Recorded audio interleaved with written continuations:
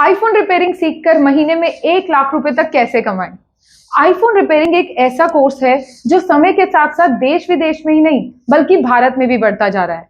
और इसकी वजह है कि आज हर एक व्यक्ति एक बेसिक फोन को छोड़कर आईफोन जैसे महंगे फोन को खरीद रहा है।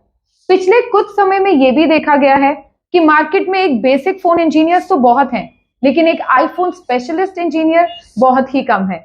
इसी वजह से आईफोन इंजीनियर्स की डिमांड भी बढ़ती जा रही है।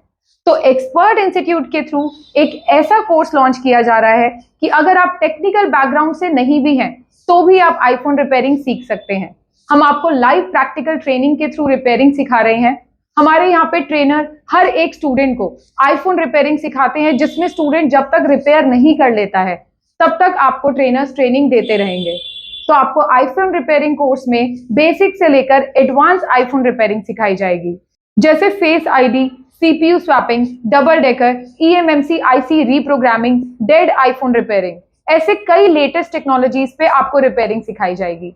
एक्सपर्ट इंस्टीट्यूट के ट्रेनर्स आईफोन स्पेशलिस्ट हैं, यानी कि वो आईफोन सर्विस सेंटर्स पे काम कर चुके हैं। वो आपको नए पुराने टूल्स और मशीन्स के बारे में बताएंगे। उन टूल्स मशीन्स पे आपको रिपेयरिंग सिखाई जाएगी, जैसे OCA machine, mobile freezer machine, DC power supply machine.